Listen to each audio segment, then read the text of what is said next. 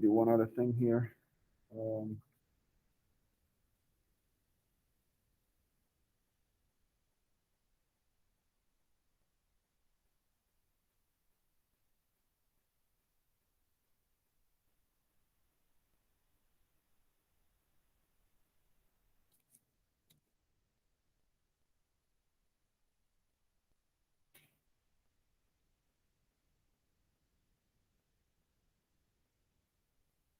Yeah, that suffices. All right, so Kepler preceded Newton, Isaac Newton. Kepler was an astronomer, Johannes Kepler, and he was a very good astronomer. He was an outstanding, one of the best astronomers in the world. And back then, astronomers, they didn't so much look through telescopes. In fact, he certainly didn't, because the telescope wasn't really used for astronomical purposes until Galileo. Galileo preceded Newton. So Kepler preceded both of them. Kepler preceded Galileo and Newton. And again, the telescope, which is a myth that Galileo invented, the telescope's not correct. He had a lot of inventions. Somebody else invented it. He then was the first to use it to look into the night sky at the moon and stars and such. And of course, noticed that Jupiter had moons and discovered something that he had to really make a major decision on whether he'd release that information, knowing that the Roman Catholic Church would consider him a heretic and potentially burn him at the stake or chop his head off in public.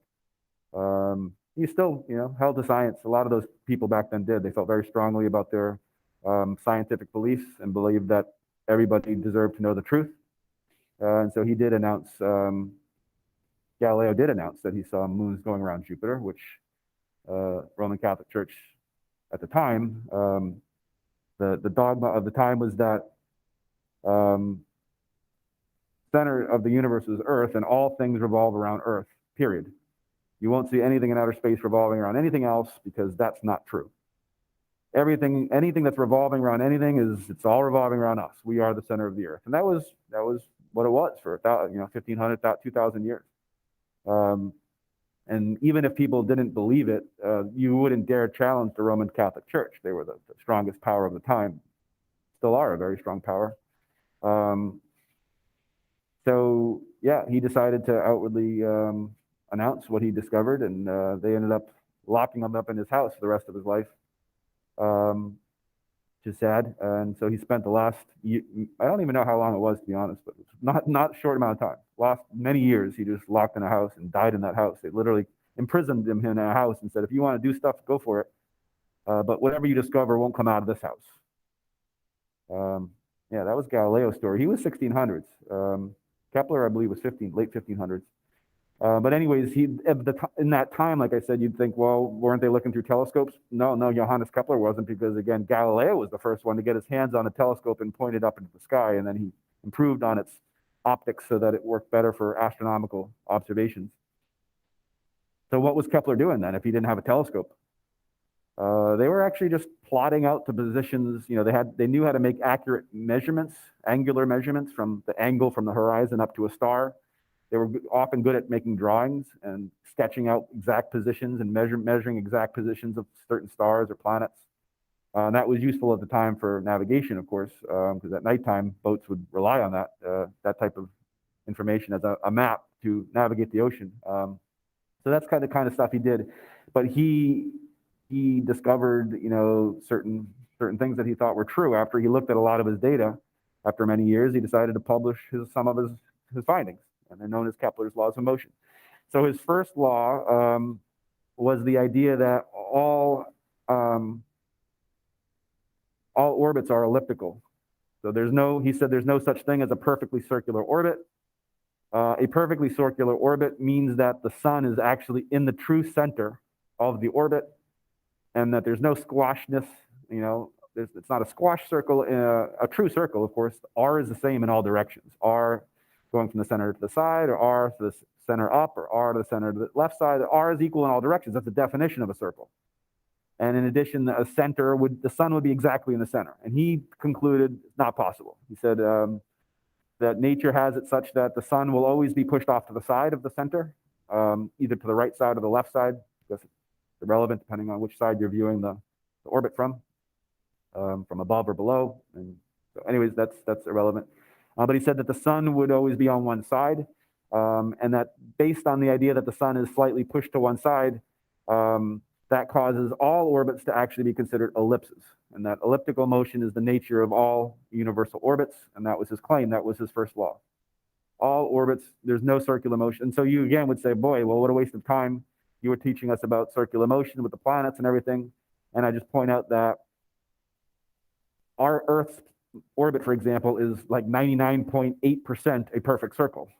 And the sun is that close to the center, where it's such a close approximation to a perfectly circular orbit that, doing the physics in an introductory physics class in high school as circular motion is perfectly legit. It's very, very close to being exactly correct. In fact, using those laws, like mv squared over r, which just works for circular orbits, for the moon, which does not have a perfectly circular orbit, it is slightly elliptical, because he said they're all elliptical. When you use those formulas, we calculated the speed to be what, 1,022 meters per second, and the actual speed is on average about 1,000. So it shows you how close that is. Other planets like Mercury, very elliptical. Mercury has a very elliptical orbit. Pluto also has a very elliptical orbit.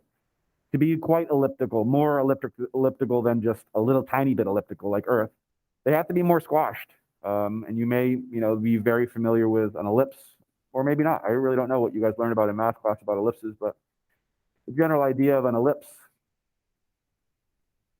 like this one here. In fact, I wonder if I can. The math of it is not really important right now. But this is the shape of your typical elliptical shape. Now, the more squashed the ellipse gets vertically, if you would imagine putting your hand on the top of that and the hand on the bottom of it and compressing it, of course, the left and right side would get further away from the center. The more it gets stretched left and right, we call that a more eccentric orbit. A highly eccentric orbit, this would be a highly eccentric orbit, where it's really very elliptical. And there's two spots on every ellipse, again, that are called the foci. There's one on one side and there's one on the other side. So if it's measured from the center out to here is, let's say, 5 centimeters. Of course, in space, it's not 5 centimeters, but we drew an ellipse on paper right now in class, and we made one of the foci be 5 centimeters away right here from the center. Then the other foci is 5 centimeters on the left side. And in fact, might be worth doing. Let's just see YouTube. It should take just a second. How to draw an ellipse, or drawing, I should say, drawing an ellipse. Okay, let's watch this. I can forward through it, At least the pen in contact with the paper. So you can see he's got two, you guys in class now are too zoomed in. He's got two spots here that are pinned into a board, and those are considered the foci. And he's got a piece of string, and then he runs the string over a pen. Watch what happens. Draw the elliptical curve. This is a very smooth way of drawing an ellipse, but not suitable for an examination situation. The string is the length of the major axis. So you can see that by swinging this around, you can draw an ellipse as long as the two foci are equal distance from the center. So the further and further, again, those focal points get from the center, the more eccentric an ellipse is. And again, the only ones that are really considered, nothing in our solar system is really that. Maybe Pluto is close to that in terms of its shape. All of the other planets are much more circular. Mercury is a little bit more elliptical than all the other planets, a little bit more.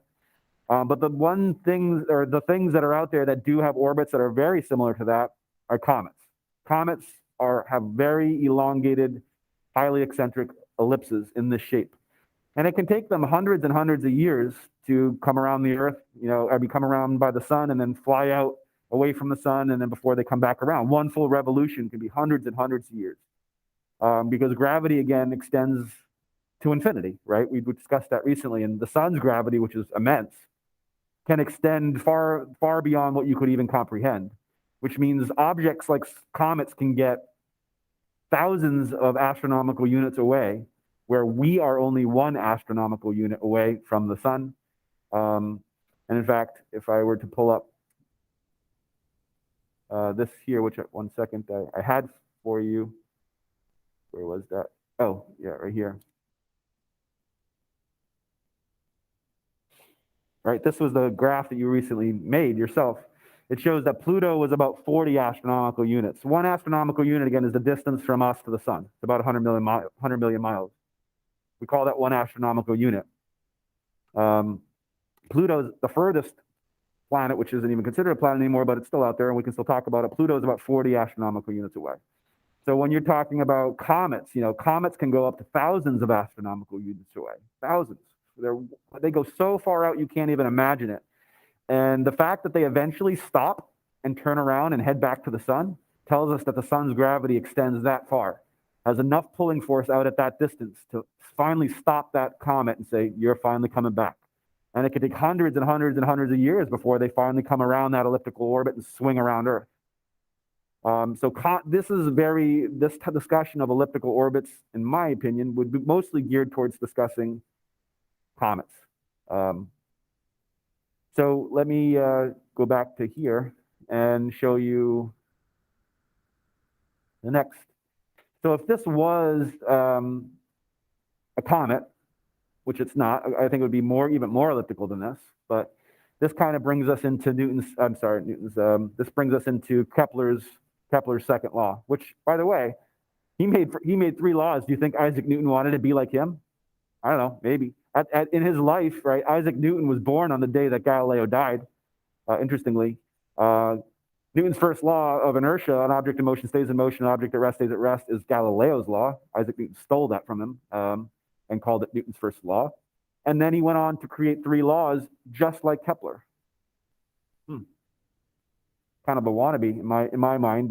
Not an unbelievable man. I mean, it doesn't take away from how unbelievable he was, but interesting to me that Kepler was the first one that said, I'm going to create 3 laws of motion. So again, the first law was that all orbits are elliptical. The second law that Kepler published was that as these things move around these elliptical orbits, the speeds change. So let's watch.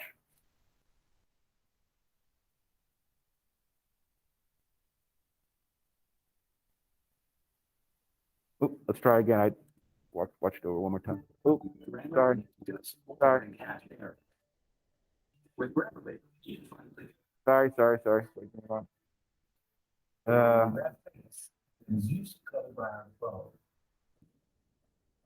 This ellipse,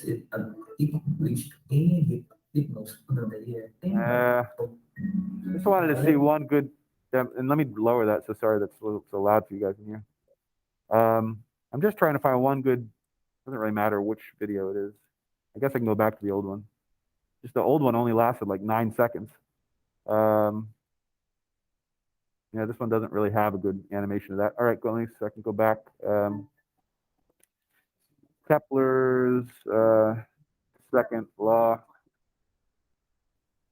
Well, let's just try this one more time. It's only 10 seconds, but let me start it over. There it goes.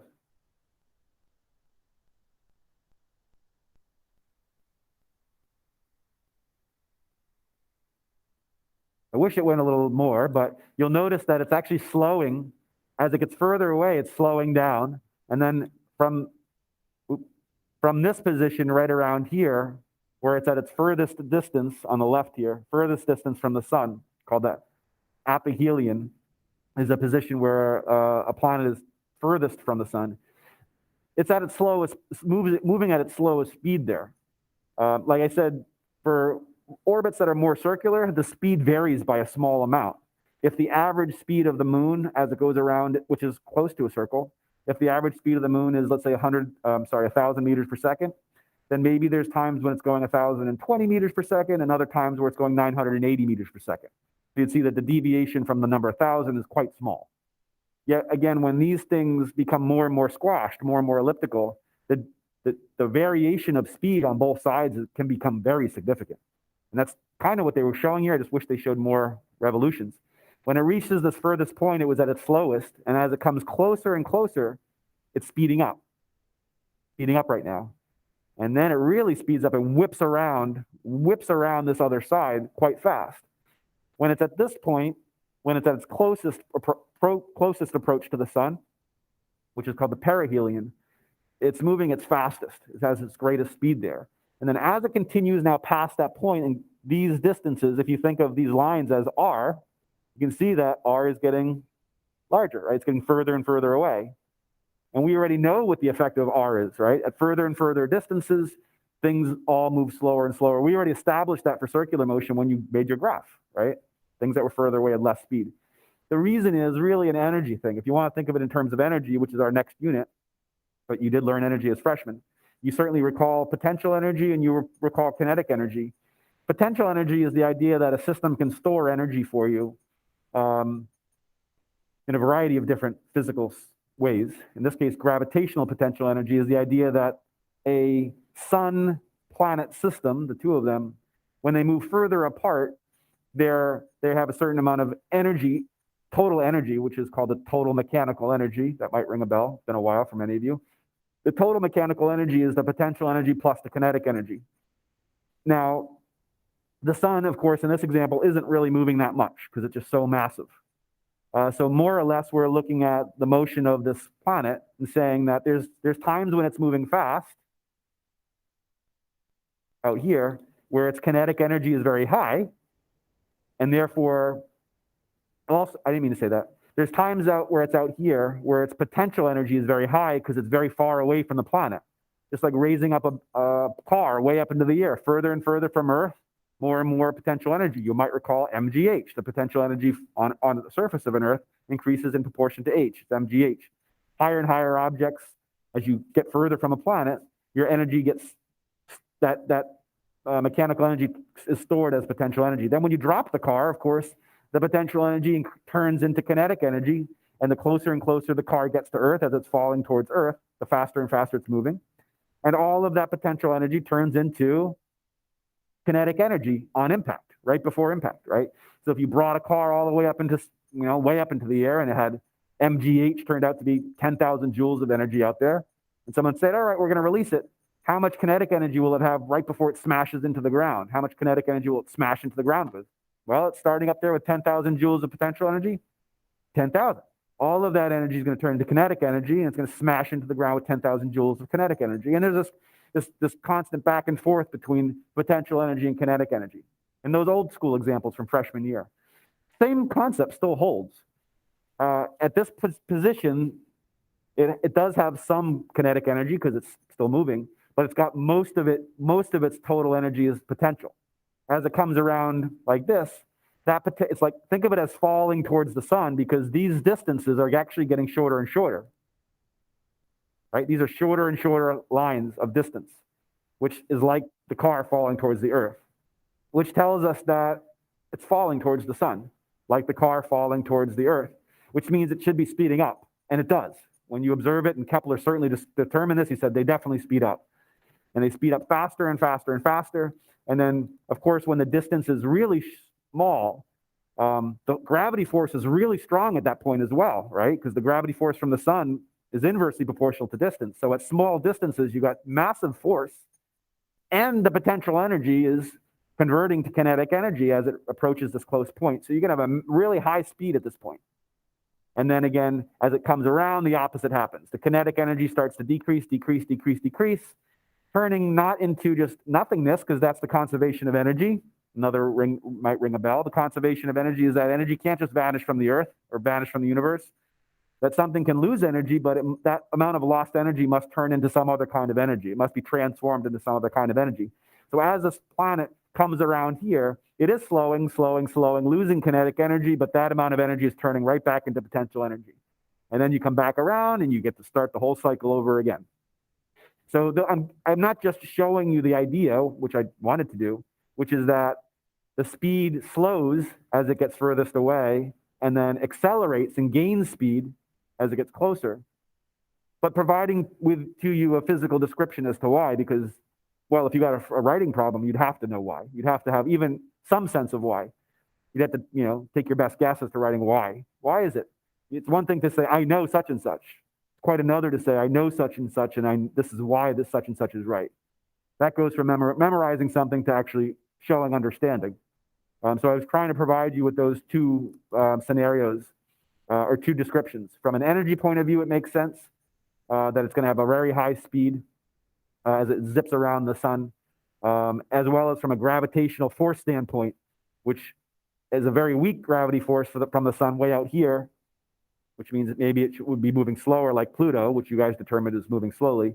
And then the gravity force from the sun is very strong when it's close, which is more like Mercury, which again had the highest, fastest speed. 110,000 miles per hour. So that is Newton. I'm sorry, I keep saying Newton because I'm so used to that. That is Kepler's second law. The second law of motion is that, no, that isn't the second law, sorry. That is the beginning of the second law. The beginning of the Newton's second law is that I'm sorry, Kepler's second law is that the speed changes. So what is it? Why are all these triangles in here? How does what I've described, which kind of introduces the idea of his second law, how does it connect with these triangles? What he said was that, which is amazing, like this is like crazy to me, to be honest with you, that someone in the 1500s can use the pure power of their brain and measurements of planets at night, you know, and meticulous measurements. I mean, these people would go out every single night. Of course, if there was clouds, they could. Wasn't a night for making measurements, but on a clear night, they'd come out every night and look along the ecliptic to try to find where the planets were, which are all along a curve that goes through the sky. And they would try to find these planets and jot down their positions. It's just amazing to me that with such rudimentary tools, and mostly the power came from their brains, that somebody could come up with this law that I'm about to tell you. It's just amazing. It's just truly amazing. His law was that in some amount of time, if let's just say, let's start over. Let's go back to here. Let's just say every, whatever it is, every 5 seconds, however long this blue shaded area is, I don't know, let's see, it stops right there. Let's just say that was 5 seconds of motion. Obviously, for a real planet, it's far longer, but just to talk about it, make sense of it. Let's just say it took 5 seconds for the planet to go from here to the end of the blue area. And every 5 seconds, it's going to create another triangle with another color. 5 seconds later, this is like kind of like a motion map, the idea of a motion map, that every some amount of seconds, we're going to take an image of where it is. So this was 5 seconds later. Another 5 seconds, because it's the end of, you see it starting to color blue. 5 seconds later, and again, it's not 5 seconds, it's just an idea. His discovery was that in equal amounts of time, in my simplified example of 5 seconds, for this thing orbiting, it will sweep out equal areas. So whatever the physical area, think of surface area, think of like surface area of a square. Of course, it's not a square, it's not a simple geometric shape, but it still has some surface area. His discovery was that in equal amounts of motion, in terms of time, it will sweep out, he's calling this concept of it moving, sweeping out an area. He said that in equal amounts of time, it will sweep out equal areas. So in his mind, in his power of his amazing mind, this area is equal to this area, is equal to this area, is equal to this area. Amazing. That means if you were to physically draw little squares in here, like, I don't know, some size, and count them, fit as many as you can in here, count them, you're like, oh, I was able to fit 52 little squares in here in this little class activity I did with Mr. Kurtzak. We're not going to do it, but let's just say you did. And then I said, all right, take that same size square, because I could print this. I could technically print this and give this to you on paper and say, here's a ruler, make a square that's whatever, 1/2 centimeter by 1/2 centimeter, and draw as many as you can in this area, count them up. You'll have some that maybe are 1/2 square and cut off, you'll have to approximate it. But then I say move on to the next area and do the same thing. Amazingly, it's the same number of squares in here that you fit as the same number of squares as you fit in here, it's the same number of squares you fit in here, it's the same number. That was his law. That was his law, that in equal amounts of time, this thing will sweep out equal areas. So since this has a much larger distance, this triangle piece right here, it moves more slowly. And then when it's at closer distances, like back here, it has to move more quickly, right in here, so that the area it shades in this amount of time is equal to the area it shades in over here. during these times. So that is the essence of Kepler's second law.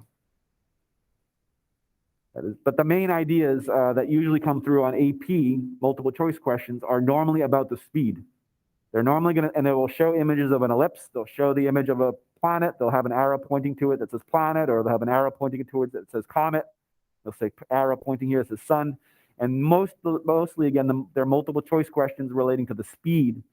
For example, they would color this here, right here, where this X is, and say this is point A.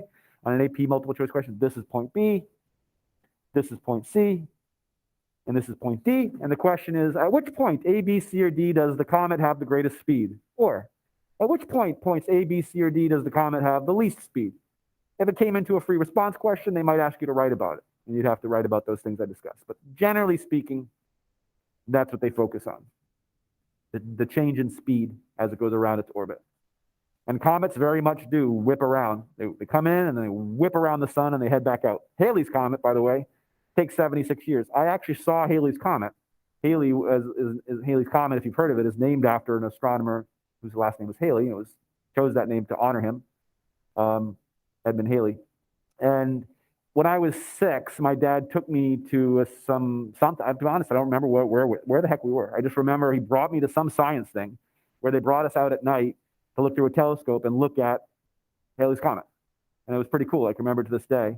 And I remember the speaker at that time saying, if you're able to see this a second time, it won't be for 76 years because the time it takes Halley's Comet to go around its elliptical orbit once is 76 years. So he said, for the most part, it's the young guys in the audience, and I knew he was talking about me because I was only 6.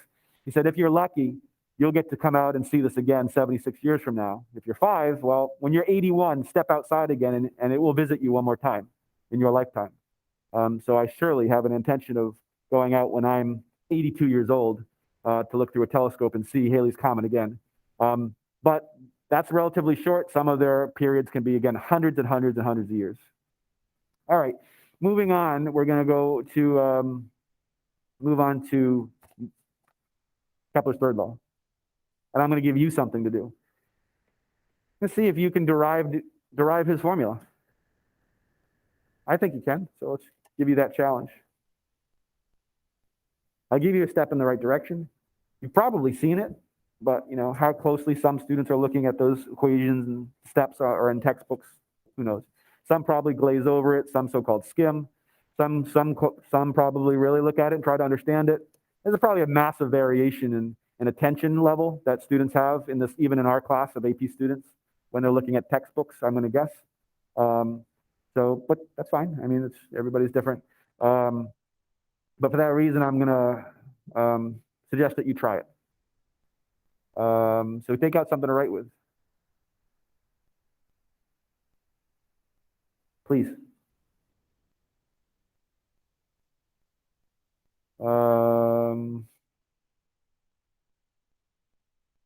Second, let's see.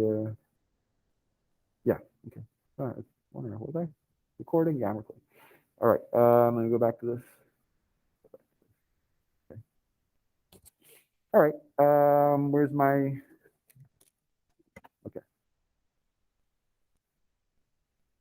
So what I'd like you to do is just kind of follow along with me. I'm not going to do it. I'm just going to kind of get you started. Not a perfect circle, but close enough. So here's R. Here's, whatever you want, maybe it's the sun. So Kepler's law can be derived even for a circle. His law still holds as the elliptical shape gets closer and closer to a circular shape. His law still holds. It's a universal law. So even if the sun isn't in exactly the center, but slightly off by 5 inches to the right, yep, it's ellipse. The center has to be, the center of the sun has to be in the center of that circle. If it's even 5 inches to the right, it's an ellipse. Like, wow, it's that easy to make an ellipse? Yep. A circle has to be perfection, with the center perfectly in the center, the sun perfectly in the center. So my point is, even though his laws are usually about ellipses, you can actually derive his formula using the laws of circular motion. It's kind of cool. So let's just say this is a planet. All right, and so you may remember that the inward pulling force that it feels, well, both of them feel equal amounts of force. The gravity force is what we're talking about. The gravitational pulling force is equal but opposite in direction on the sun and the planet, always, at all times. For the elliptical scenario, when what I just showed you, when the comet got really close, this vector would be longer, but so would the vector of the force that the sun feels. They'd both get longer and shorter simultaneously. Those vectors would be longest when the comet was close, and those vectors would be shortest in an animation, at least. It would be shortest vectors when it was farthest away. Now, this is a centripetal force because it is, FC stands for the centripetal force. It is providing, FC is the gravitational force is the centripetal force. The centripetal force is, they are one and the same, right? And so the centripetal force formula is not that, sorry, let's do this one first. The gravity force formula is this one, mass of the Earth times the mass of the planet. Oops, I didn't even say that. Sorry. Mass of the sun times the mass of the planet divided by r squared. If it's a capital R or lowercase r, it doesn't really matter. I guess I made a capital R there. No, capital R there. That is the gravity force. You can calculate it by knowing what r is and the product of their two masses, and have to multiply by this constant of nature, g. You're not making a calculation right now. I'm just asking you to see if you can derive it. Remember that the centripetal force, the amount of inward force that the Earth needs to stay in this nice balanced orbit, not get further away from the sun and not get closer to the sun, has to be equal to the mass of the Earth times the speed of the Earth squared divided by the orbital radius of the Earth, mv squared over r. If the gravity force, again, from the sun is greater than mv squared over r, the planet gets pulled in, spirals in closer, closer, closer, and smashes into the sun. If the gravity force from the sun is less than this nice balanced force it needs, mv squared over r for the Earth, that's what it needs to stay at the same distance. If the gravity force from the sun is actually less, then r gets bigger, and each orbit gets wider and wider and wider, and it spirals away. Again, to keep it right at the same distance from the sun, more or less all year long, the gravity force always has to be, from the sun, always has to be equal to this amount. The mass of the Earth times the speed of the Earth squared divided by r. And again, what a coincidence it is. It's just so nice. So we would set these equal. Oops, it's not an equals. Times the mass of the planet divided by r squared. Gravity force ends up providing an equal amount of force to what the Earth needs. And the Earth needs this amount, mv squared over r. So this is the starting point. This is, step one, I'd call it, or step two, whatever. This is a step you have to arrive at in order to derive his formula. Now, I will point out that Kepler's third law is a law that determines what the relationship is between period. I could write it, I guess. What is the relationship between orbital period and orbital radius?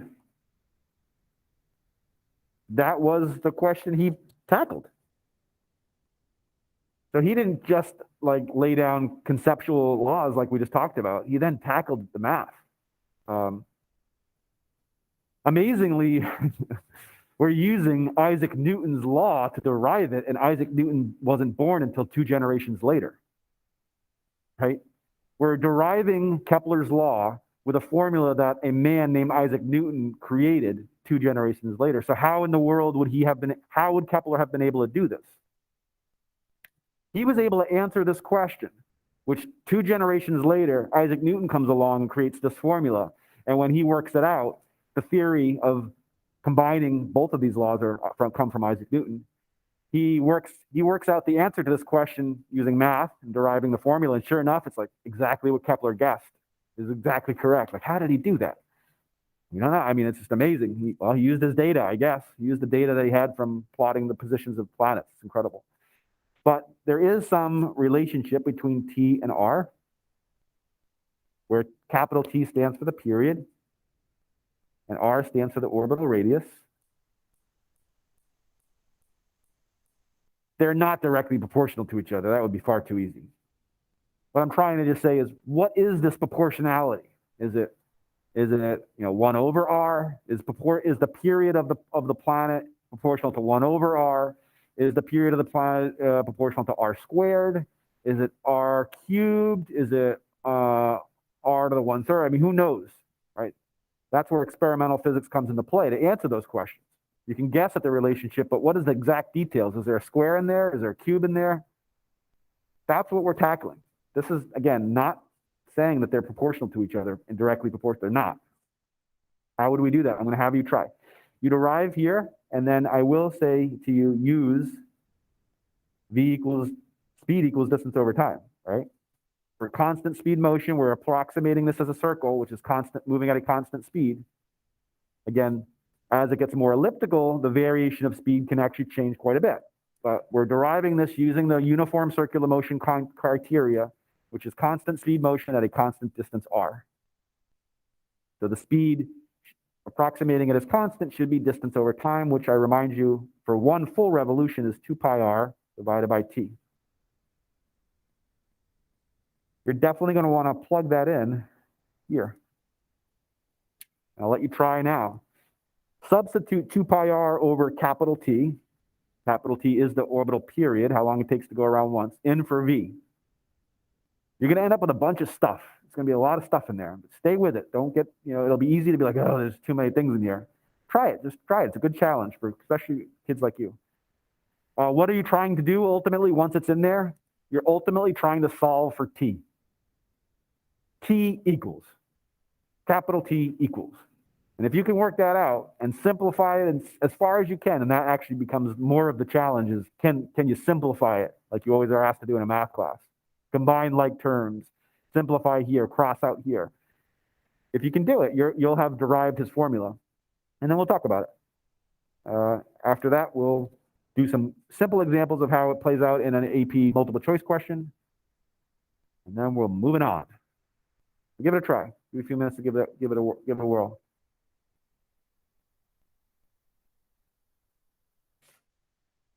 Then solve, I'll write that out, then solve for period.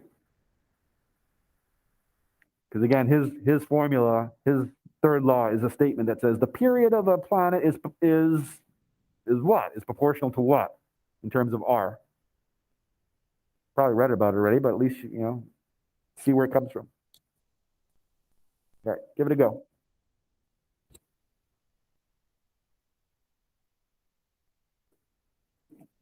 Oh, shoot. Did I, yeah, maybe this is confusing, so sorry. This should just say Earth. I said M planet just as an arbitrary symbol for planet, but I guess in this case, let's call it Earth. I don't want you to think that M planet and M Earth on the other side are different. It's the same. It's the whatever the planet is, but if I'm going to call it Earth on the right side, I should call it Earth on the left side. It's Earth.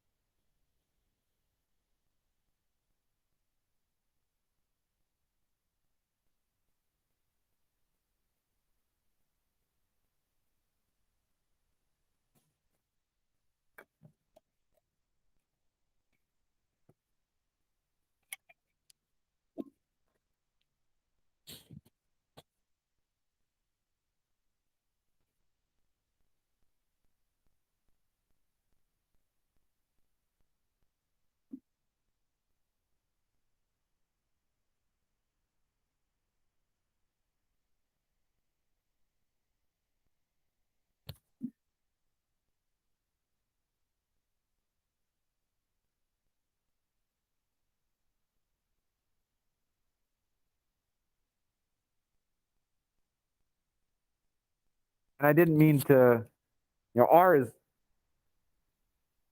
R, and I'm just realizing, I sometimes capital R, a little lower R, it just makes some you think it's a different. This is all the same. So sorry for that, those differences. Guess if I call it capital R, those are the same R, right? Whether you use lowercase r or capital R, doesn't matter. Pointing that out.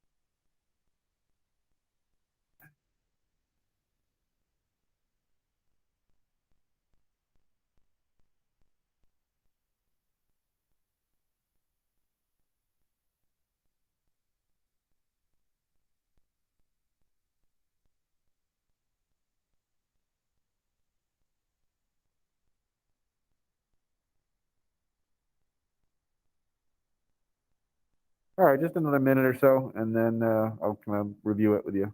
You weren't able to finish it, don't worry. It's just a little challenge, a little 7-minute challenge. If you're not able to do it, don't worry about it. Let's just try. I think it's a good algebraic challenge for students.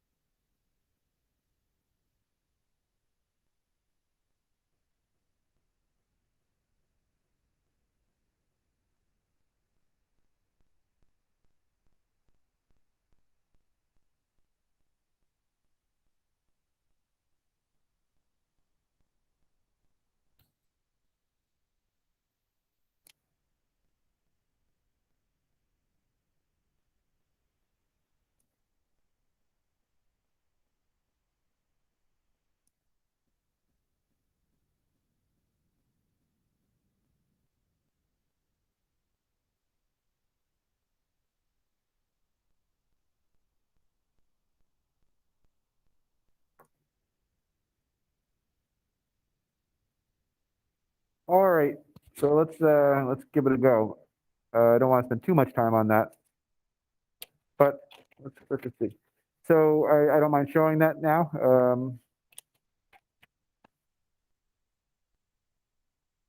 So we start with just equating the gravity force. Where I'm doing the sun and the earth. I'll put S for sun, E for earth, if I could. Thing that's going in the circle is, of course, that's the mv squared over r. It has to be for the thing going in the orbit. This would all be E's for radius, orbital radius of the Earth. So radius, or RE is orbital radius of the Earth, ME mass of Earth, MS mass of the Sun, VE velocity of the Earth as it goes round and round at constant speed. RE again, these are both orbital velocity, orbital radius of the Earth. All right, so as soon as we again utilize 2 pi over t, 2 pi r over t for calculating the speed, hypothetically we're not actually making the calculation, but that's how we would, plugging it in, we end up with g times the mass of the sun, mass of the earth, divided by r squared. Now I will stop and plug in 2 pi r over t. 2 pi r over t. Just putting re for radius of, orbital radius of the earth squared, right? Because there's a square there. And now, again, it's divided by the radius of the earth. So I'll just divide it by like this by the radius of the earth. Next, we see that the mass of the earth cancels from both sides. That tells us that the period of a comet, for example, does change as r changes, because t didn't cancel out, r didn't cancel out. That's saying the math's way of telling you that as r gets bigger, as this comet gets way out there, or I shouldn't say that. Should be more, so we're talking about the circular orbit. I was using the circular orbit scenario. This is saying that the planets like, Jupiter, which have a much larger orbital radius, will have a different period, t. They're correlated, but it doesn't amazingly depend on the mass of the actual planet going in orbit. It's kind of wild, right? So that means, like, if we determine that the speed of Jupiter, right, is, let's just say 20,000 miles per hour around the sun, and you were an astronaut that wanted to live out, not on Jupiter, but like out at that distance, and you wanted to orbit, just like be an astronaut floating in space, going in a giant circle around the sun, just like Jupiter is out at the same distance, then your speed, your body's speed, would have to be the exact same speed as Jupiter. You and Jupiter would go around the Earth at the same speed. You say, my speed wouldn't have to be different because my mass is different? No, it doesn't depend on mass. It's totally, the orbital speed out at that distance is totally irrelevant from the mass of the object. It could be a mouse, it could be a speck of dust, it can be, and which, when you think of Saturn's rings has all of these different sized objects, large, tiny, medium, they're all chunks of ice orbiting in the same spot, at the same distance. And that proves that their mass doesn't cause them, the larger ones to fly further away and the lighter ones to come closer, for example. If that were true, you'd see a major separation. You don't. They all kind of move around each other at the same distance because mass doesn't matter. That's why the mass cancels out. So let's continue moving forward. G mass of the sun divided by R, just writing that out. So now we got to deal with just squaring. Just remember that you got to square all the things in there. So I end up with 4, 2 squared, 4 pi squared, radius of the earth. This one has to hit squared, divided by the t part has to get squared, divided by the radius of the earth. Now we have think of it as a complex fraction if you want to, like 3/4 divided by 5. To do that, we would do 5 over 1, and then we have to multiply 3/4 by the reciprocal of 5 over 1 over 5, and then that's how we do that. So we can think of that same idea here. R over 1, let's reciprocate it, 1 over R. Cross this part out. Continue going forward. So I got G times the mass of the sun times the radius of the earth squared. And now what do we have? Notice that these R's, if I go back up here, there'd be a cancellation because I have an R squared on top and an RE, the reciprocated one that I just created on the bottom, the denominator. So that one would have to cancel with one of these, leaving only 1 right here next to the pi squared. So if I cleaned it up a little bit, just to rewrite it, I have the left side's been staying the same all along. A lot of the stuff that's going on is in the right side. 4 pi squared times the radius of the earth just to the 1 power again, because the 2 canceled because there was 1 out over here, right? Over t squared. What would be next? Oops, that's an over t squared. Over t squared. Now I have a radius of the Earth combined, right? I have a radius of the Earth here, and I have a radius of the Earth here. If I were to multiply this by 1 over radius of the Earth, we know that would help cancel them out here. Then I'd have to multiply this side by 1 over the radius of the Earth. And now I can combine these right here. So what do we get? The numerator on the left side is still just g times the mass of the sun divided by RE times RE squared is, RE cubed, right? Because that's RE to the 1. Same base, add exponents. When you multiply those kinds, that type of thing out, equals, and now we end up with, cleaning it up on the right side, 4 pi squared divided by capital T squared. What I right away start to see, because his goal was to determine what the relationship was between capital T, the period, and the radius, orbital radius, since they're both in the denominator and on opposite sides of the equation, we can conclude that T squared is proportional to R cubed. If this was up, then we'd say that, and there were one is on the top and one's on the bottom, we'd say T squared is inversely proportional to R cubed, but it's not, that's not how it is. I mean, I could certainly solve it for T. I don't mind going that extra step.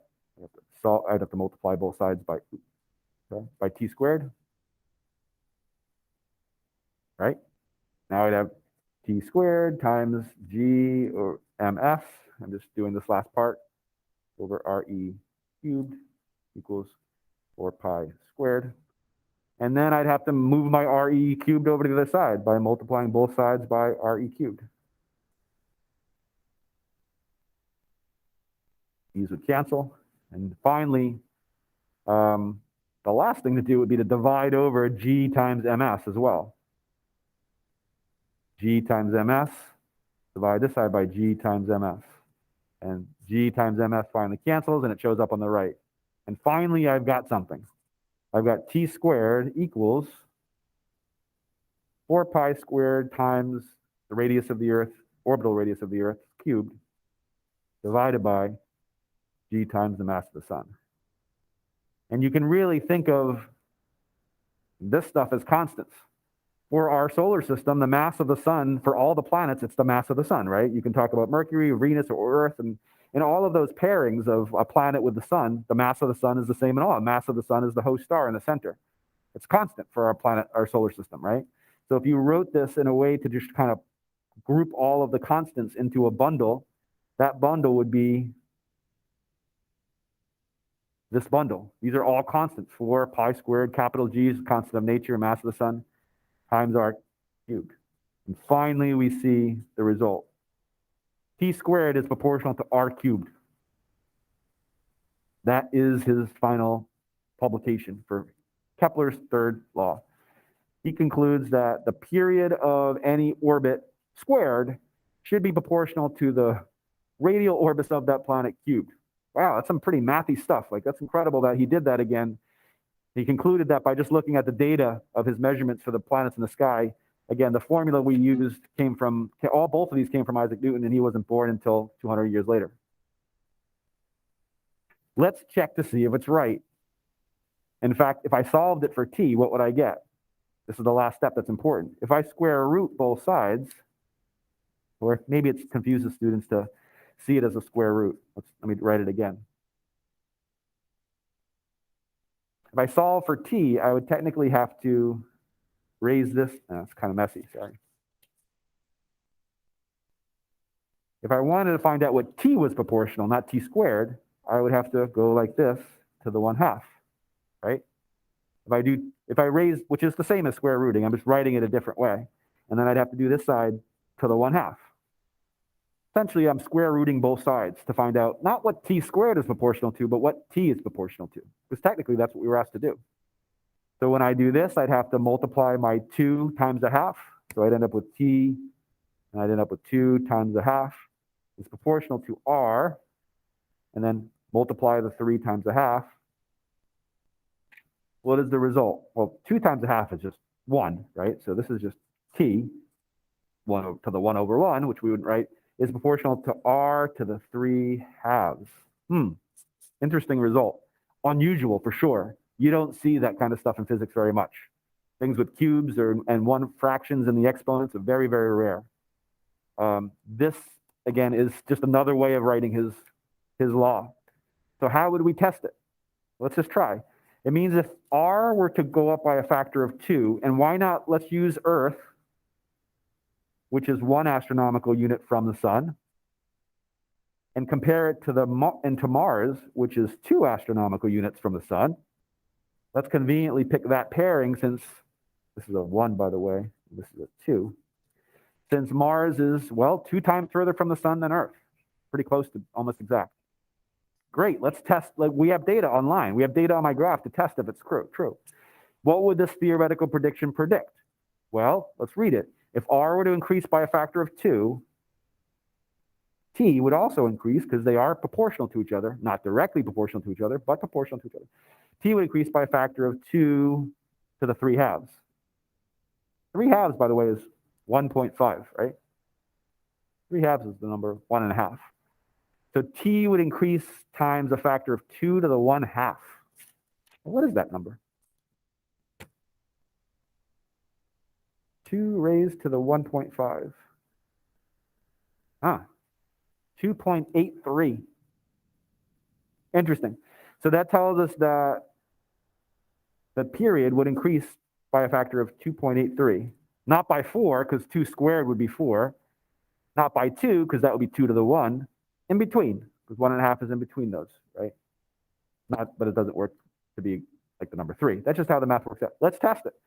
Let's figure out what the speed of the Earth is. Actually, I know the speed of the Earth. It's about 66,000 miles per hour. Oh, I'm doing this. Sorry, give me a second. Just give me 1 second. I make a mistake. Mars would. Why am I getting it like that? 2 squared is proportional to R cubed. Give me 1 moment. 1 moment. Mars would be R increases.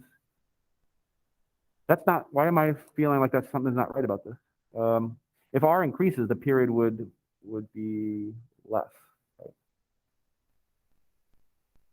And this is suggesting it's more. Why did I get that? No, T squared is definitely proportional to R cubed.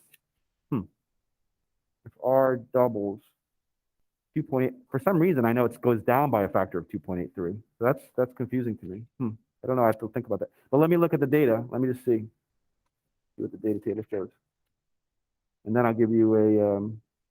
In fact, why don't I do this? I'm going to give you a problem, a Kepler's law problem, to try, and then I'm going to put together my graph and do this computation thing on the side in the end, just to show you how it works. Let me give you a problem. So all you have to really know is how to use T squared as proportional to R cubed. I'm going to go to our textbook, which is the Survey recommended text. Survey is the author of that book. There it is. So I'm going to scroll down to, once it loads, it's like 1,000 pages. You find that area. Hold on a moment. Here we are. And give you a couple problems that you can try right from the text. Ooh, up 1 more chapter. Down 1 more chapter.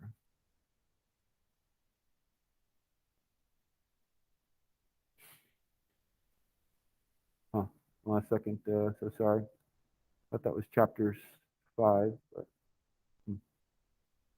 Un momento, por favor.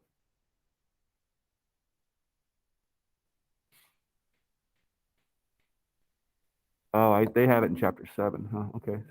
Page 215.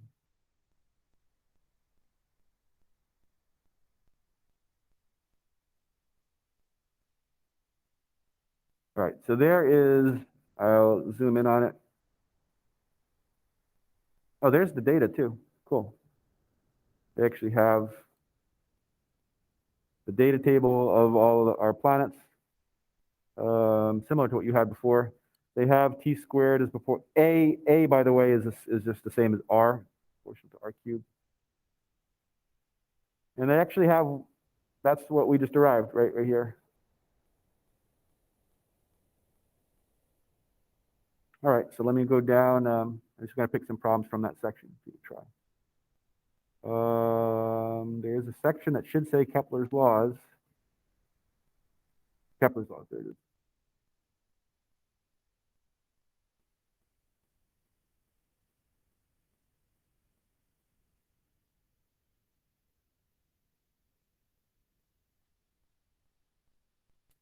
Give me a moment.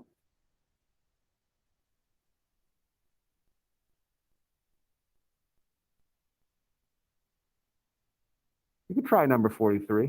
I think that's a reasonably good problem to try. So I'm going to, I guess I can zoom in on both the browser and on my projector. Oh, zooming in on a PD. Oh yeah, should work. There we go.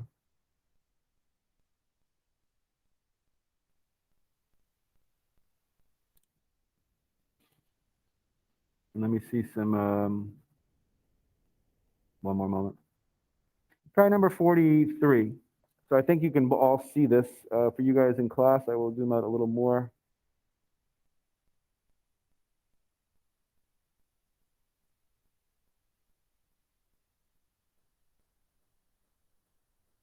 So using the tools that came together to create Kepler's law, t squared is proportional to r cubed, it doesn't mean that this is just utilizing t squared is proportional to r cubed. You might get questions on the AP exam which are relating the period and orbital radius back to the mass of whatever's in the center. In this case, they're like when I did it with you, we did Earth and Moon. They're doing Jupiter and, well, one of Jupiter's moons. The orbital period is only 1.77 days. That's less than two of our days, and it zips around Jupiter once. And it gives us the orbital radius to see if you can utilize the things that went into our derivation to solve for Jupiter's mass. That's what they were asking you. Just remember that the moon's mass cancels out of the formula, right? The orbiting thing's mass doesn't end up mattering. That's why they didn't give it to you. Give that a try. That is a Kepler's law problem.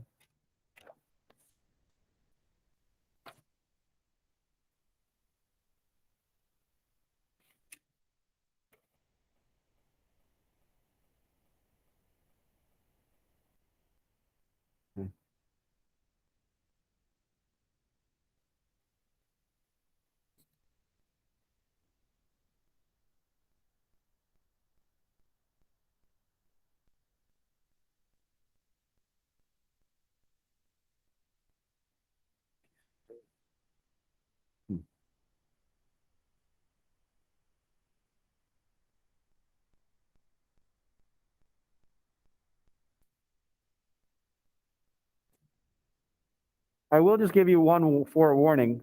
Be careful with your scientific notation usage on a graphing calculator. Just make sure you're using, always in my class, and then some of you will still have chemistry in front of you next year and all that stuff. Like always, when you're doing classes that involve that, and chemistry definitely you will, and you're using a graphing calculator, make sure you're putting parentheses around whatever it is you're entering in. You got to be really careful with that. If you didn't, it's going to think that the calculator is going to think you're asking it to do things that you're not actually asking it to do. You have to have parentheses around anything that's scientific notation. Strong recommendation.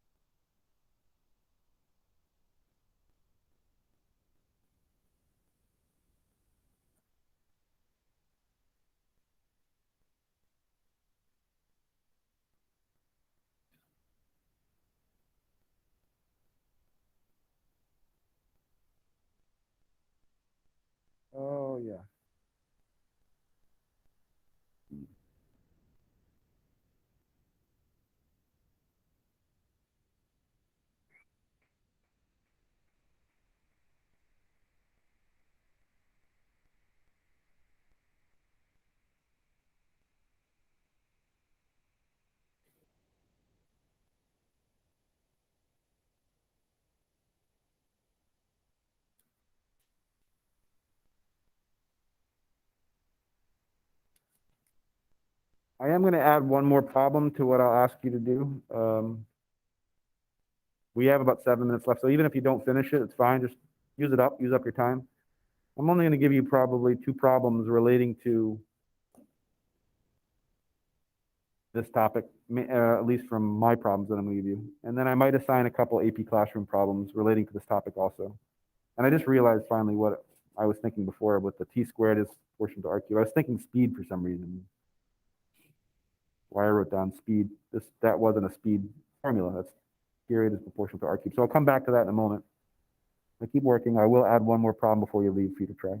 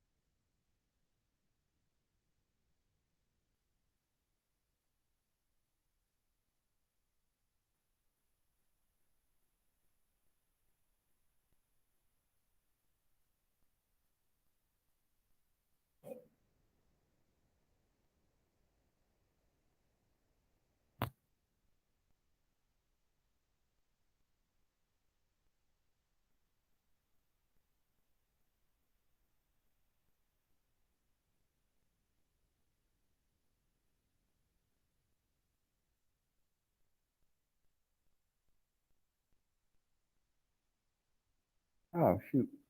That, that's that's the reason.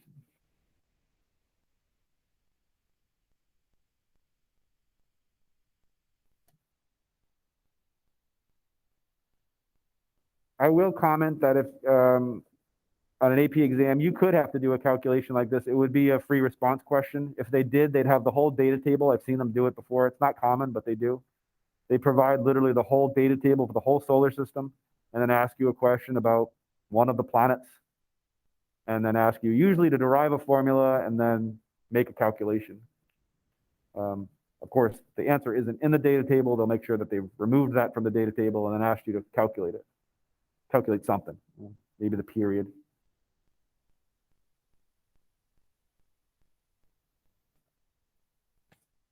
I'd like to actually just ask you to pause there just because I wish I had 5 more minutes, more than 4 minutes. I wish I had 10 more minutes, but I don't.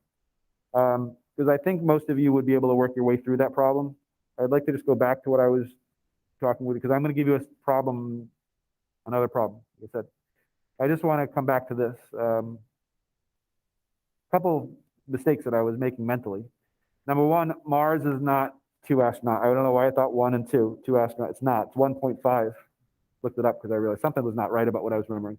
Mars is 1.5 astronomical units from the sun, not 2, which is fine. The other thing is, why was I writing speed? This wasn't a speed thing. We're comparing the period, how long it takes the planet to go around the sun, to the radius of the orbital radius of that planet. So let me just point this out to you so that you have an ability to do another problem that I'll post online for you to try. It's a short problem. This is definitely useful. That the period is proportional to r to the 1.5. We said that that was 2/3. Sorry, 3/2. So my point is, since Mars is actually 1.5 astronomical units away, and Earth is actually 1, that's not a coincidence. We chose that since we live here. 1 astronomical unit away for the Earth. In this case, in this problem that I was trying to have you look at just to show that it's right, if r were to increase times the factor of 1.5, right, to go from our distance to Mars distance, Mars is 1.5 times further away from Earth, from Sun than us. 1.5 AU is 1.5 times bigger than 1, right? So r is increasing times 1.5. Then the period would increase. Period should increase, right? Because further away, they're going slower. If they're going slower, it'll take them longer to go around the sun. That makes sense. So the period will increase by 1.5 raised to the, coincidentally, 1.5. So I would go to my calculator and type in 1.5 raised to the 1.5. I get 1.83. So the period would increase times a factor of 1.83, which tells us how long does it take our planet to go around the sun? For Earth, it takes 1 year. That is the period, 1 year. That's what we define as 1 year. So if it takes Mars 1.83 times longer to go around, that would be 1.83 years for Mars. If this is all correct, if these relationships were correct, then the period for Mars would be 1.83 years, our year, of our year. The year is defined as how long it takes that planet to go around. So all the planets have different amounts of so-called years, a year. Mars, period. So there you go. It's right there in the chart. 1.88. So again, it's not exact, but it's pretty darn close. I can move it for the people in here. The last row is Mars. Let's see.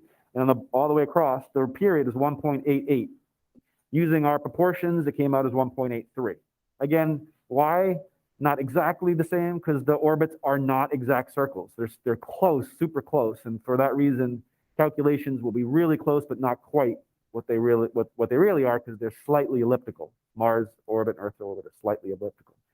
So they're just kind of proving to you that it's correct. We're out of time. I am going to post, like I said, one more problem that I'm going to create that has you use this proportion. Period is proportional to r to the 3 halves. As long as I can have students be able to answer some multiple choice questions and maybe make some calculations like I was having you do, because that could come up on a free response question, I'd feel happy with that, because that's usually the extent of Kepler's law. It's not a major emphasis on the AP exam. And then I also am going to go on to Google AP Classroom. I'm going to filter by Kepler's laws, and I'm going to pick 3 or 4 multiple choice questions from their website, Kepler's laws, multiple choice questions, and I'm going to assign those as well. So you have a handful of AP Classroom questions, and the question you were just working on, and one more that I'm going to type up, and I'll post it all on Google Classroom. All right, guys, that ends the day. I hope you all have a great one, and I'll plan to see you on Thursday. Have a good day. Take some sanitizer, please, on the way out. Thank you. Bye, everybody.